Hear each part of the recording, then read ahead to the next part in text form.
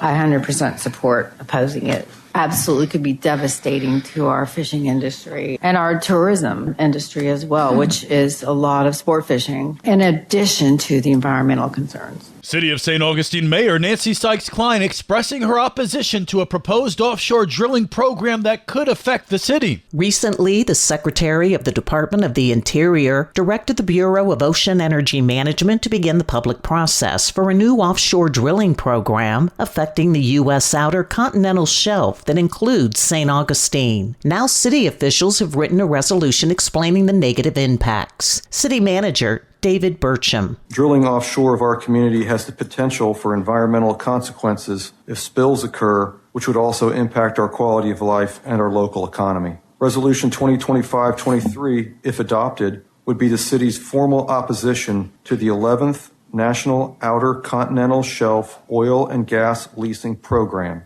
And Vice Mayor Barbara Blonder has this perspective. One of the things that we don't think about when we talk about offshore oil drilling is the infrastructure that's needed on land to support it. You see pipelines, you see, industrial type of development happening, and that's not in concert with what we offer here. The resolution passed unanimously and is being forwarded to the Bureau of Ocean Energy Management as the voice of opposition by the City of St. Augustine to the proposed offshore drilling project. For St. Augustine's Local Morning News, I'm Karen Johnson.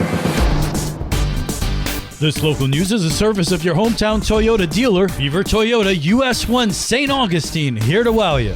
We kind of try to keep that a secret, to keep it under wraps for the conservation and to protect them. It's not exactly the witness protection program, but St. Augustine icons will be going into seclusion in an undisclosed location. Firm and faithful, the marble lions who have sat majestically at the foot of the Bridge of Lions for almost 100 years. They'll disappear for a while, but don't worry, they'll be back. They'll be rehabilitated during FDOT's seawall construction project. Jacob Weber is the City Grants Administration Coordinator. The project is going to cost $100,000.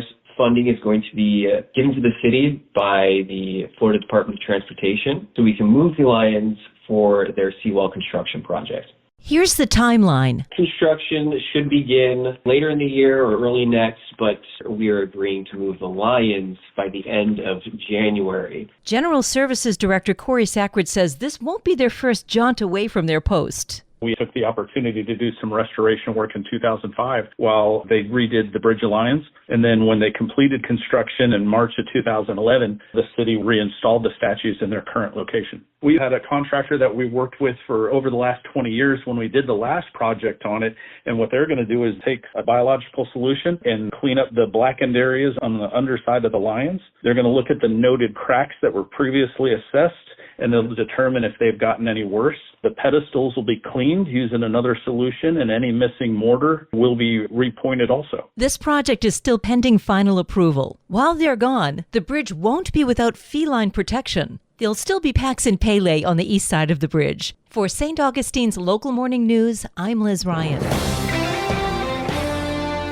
I really love this community. I love learning about it. I love the historical farm aspect. The St. John's Cultural Council has unveiled a new public mural in downtown Hastings. The new mural is located at 415 North Main Street, Hastings Main Street Chair Jenna Davis. I feel like the mural really captures our revitalization efforts. It celebrates our agricultural heritage. It celebrates our bike trail, all of our best assets as a community. The bike element serves as a nod to the Palatka to St. Augustine Trail, part of the Rails to Trails network.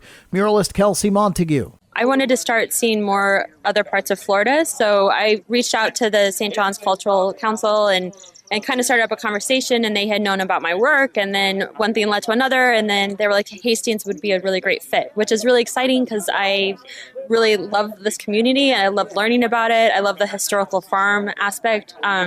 So it's kind of a first for me and a place I feel is really special. The project, a collaboration between the St. John's Cultural Council and Hastings Main Street, with funding provided by the St. John's County Tourist Development Council. I'm Daryl Moody reporting. And now you're up to date with St. Augustine's Local Morning News. I'm Rich Carroll.